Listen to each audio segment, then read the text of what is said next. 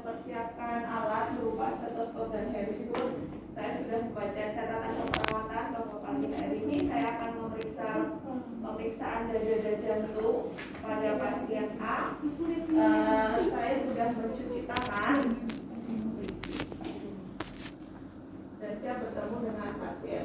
Assalamualaikum Bapak. Dengan Bapak siapa kalau boleh saya tahu? Oke, Bapak bisa disebutkan tanggal lahirnya? Ada video. Oh iya, sama ya Bapak yang ada di gelang Bapak. Perkenalkan, saya Panata Astika. Tujuan saya datang ke sini adalah untuk memeriksa bagian dada Bapak. Karena yang saya tahu dari pemeriksaan dokter Bapak bahwa Bapak kesulitan untuk bernafas ya Bapak ya, agak sesak. Mungkin waktunya kurang lebih 10 menit. Sekarang keadaannya bagaimana Pak? Baik, masih sesak nggak? Tidak. Oh tidak, baik, ini saya tetap melakukan pemeriksaan dada Bapak ya. Sebelumnya ada yang ingin tanyakan? Tidak. Kalau tidak kita mulai ya Pak ya. Kita baca bersama dulu. Bismillahirrahmanirrahim. Saya akan menutup privasi dan cuci tangan kembali. Oke, cuci tangannya 5 momen ya.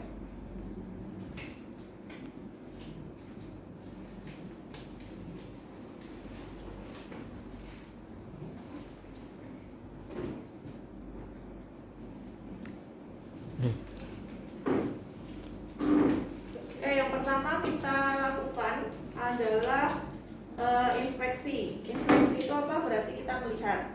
Inspeksi itu berarti apakah ada jejas atau tidak. Berarti ini tidak ada jejas, tidak ada bekas luka. Kemudian warna kulitnya merata, coklat. Kemudian selain itu simetris. Kesimetrisan antara kanan dan kiri, kemudian anterior dan posterior itu adalah 2:1, tidak ada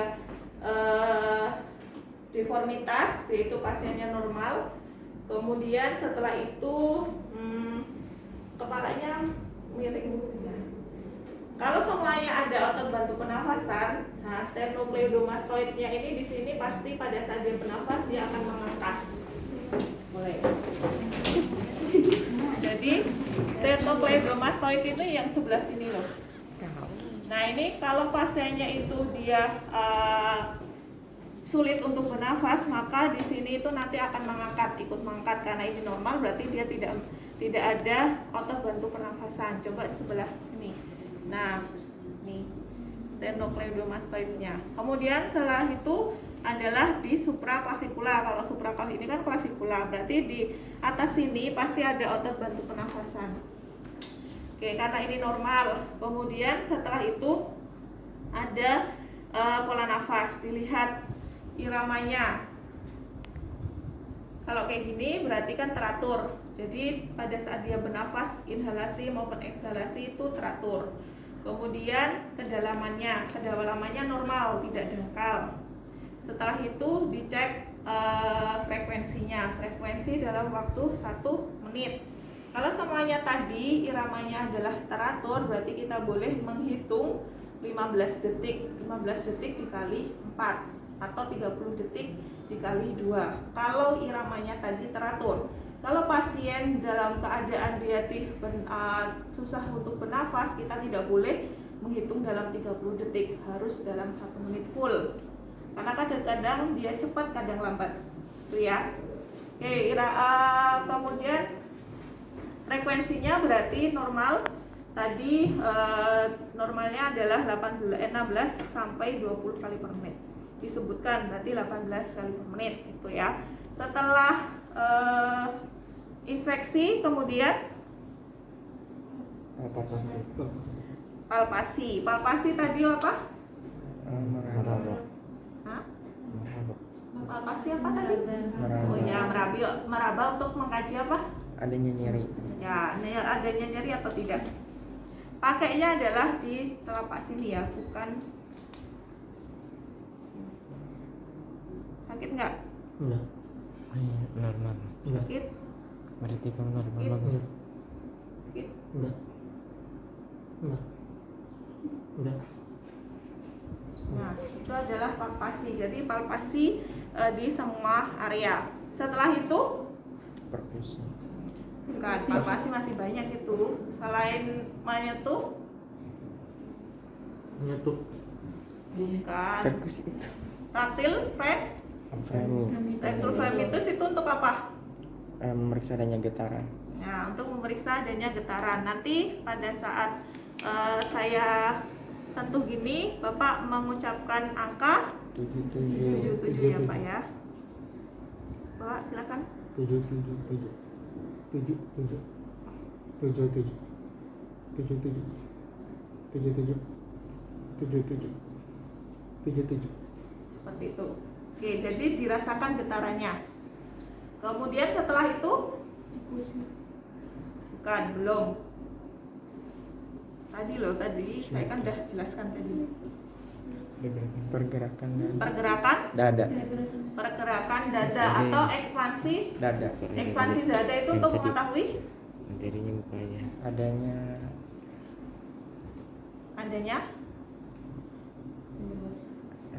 Ekspansi dada itu tuh untuk mengetahui pengembangan dadanya itu sama enggak.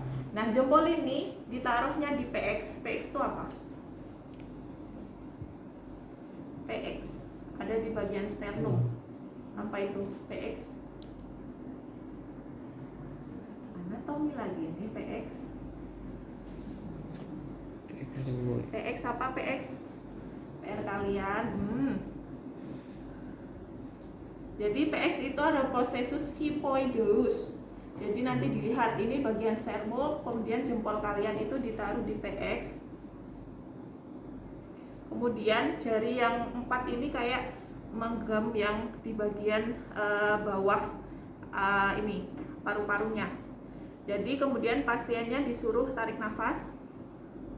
Nah, hembuskan. Nah, ini adalah untuk mengetahui pengembangan. Kalau jempolnya kalian ini pengembangannya sama dan pada saat dia inhalasi atau ekshalasi itu dia sama, berarti dia normal. Itu ada, soalnya ada kejadian atau ada kasus bahwa nanti yang sebelah kanan itu lambat. Jadi pengembalian antar jempolnya itu lambat. Kalau ini kan tadi dia normal karena jarak pada saat dia ekspansi, pada saat mengembang itu sama. Kita ulang ya, Bang. Nah, tuh. Jadi pada saat dia mengembang sama menyempit itu sama. Oke, setelah itu adalah palpasi. Ini udah dada. Berarti kita masuk ke palpasi jantung. Palpasi jantung, apeks jantung itu ada di sebelah mana?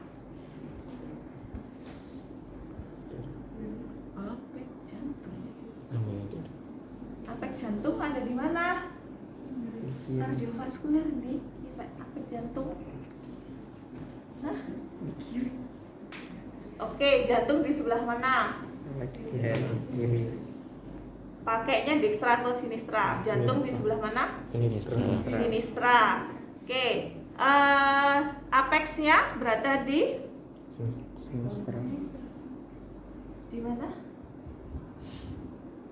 Apeks jantung. Apeks itu apa sih?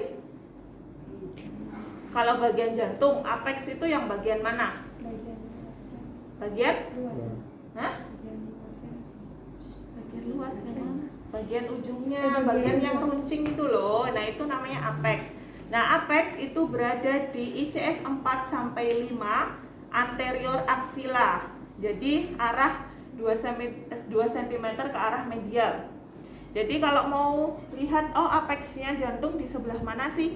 Ya kita kira-kira 4 sampai 5, tapi kita menghitung ICS, menghitung ICS.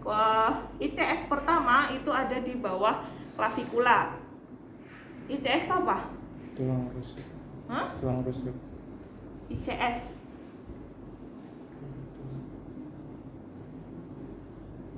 ICS itu apa? ICS itu adalah interkosta. Kosta itu adalah tulang rusuk, kalau namanya interkosta berarti di antara.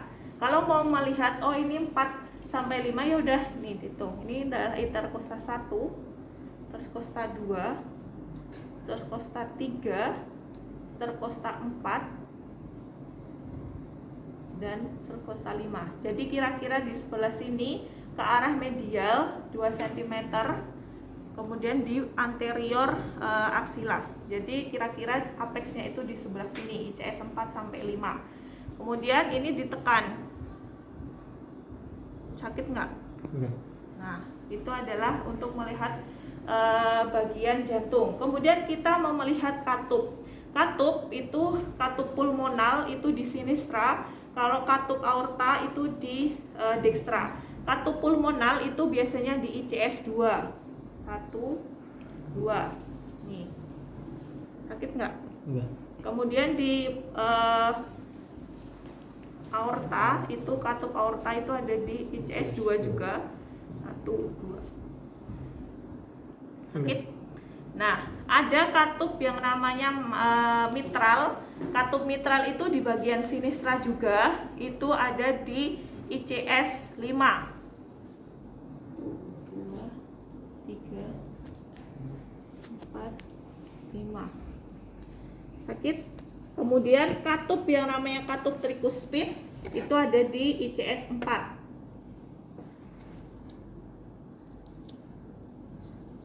Sakit. Nah, itu adalah pemeriksaan jantung. Setelah itu palpasi, kemudian perkusi. Perkusi dengan mengetuk. Apa yang diketuk? Apanya?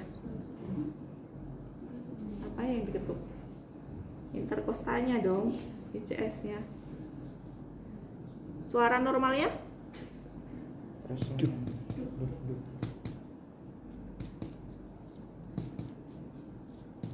Ini adalah suara apa namanya? Sonor atau resonan. Ini masih sonor ya. Oke, yang sebelah sinistra kita lihat ya.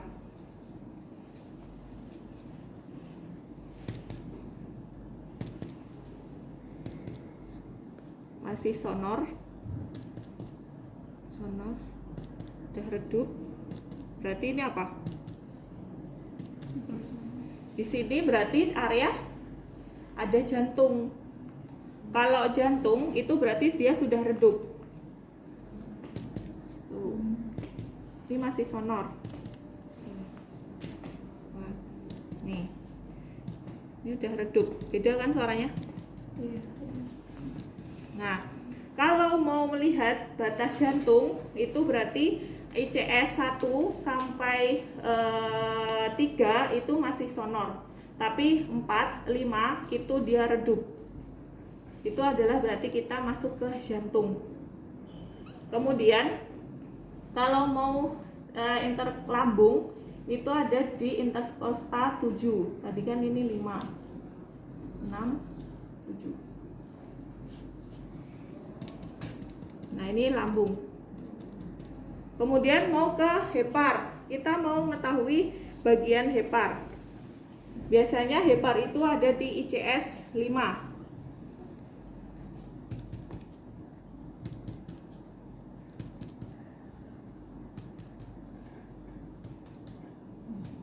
Nah, ini adalah di bagian hepar. Ini udah hepar.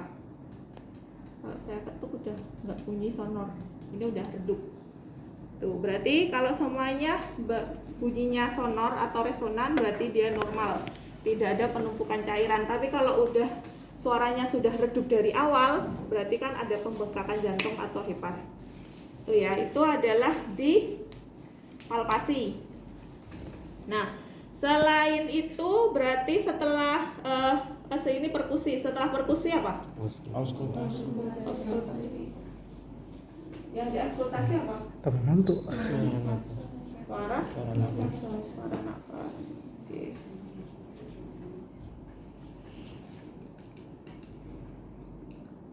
Suara nafasnya didengarkan di 10 titik. Silahkan bernafas. Lagi nafas.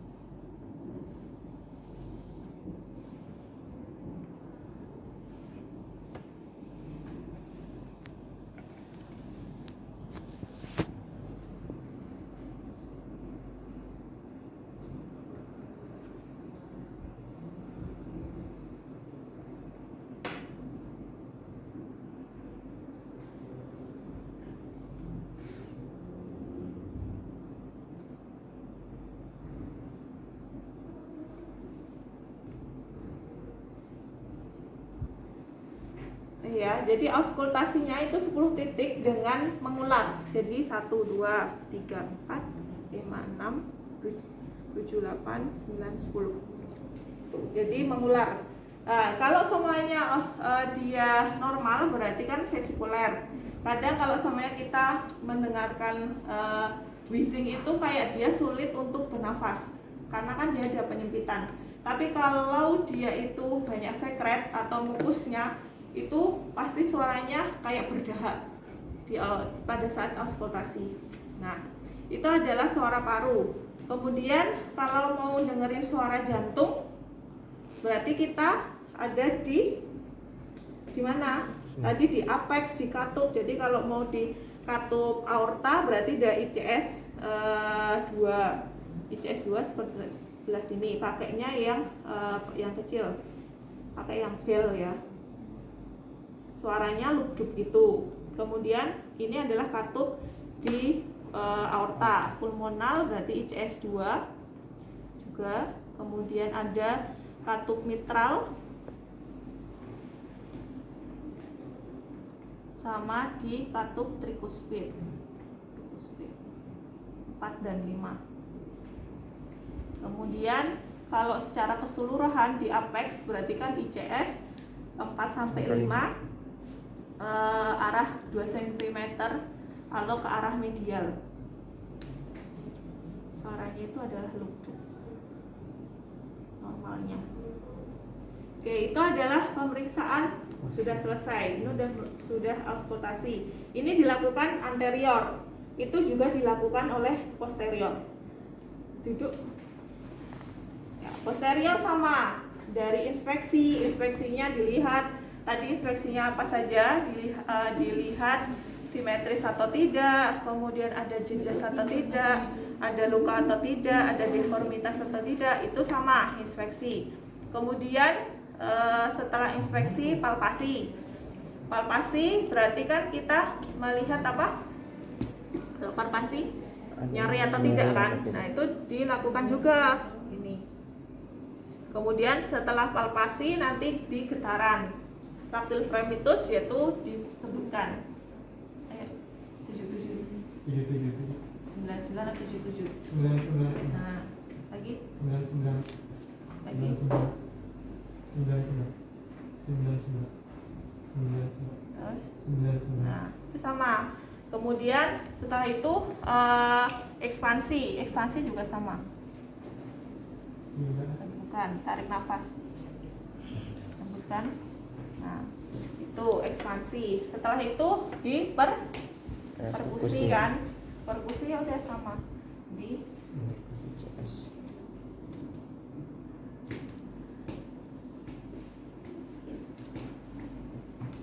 ini adalah di bagian posterior.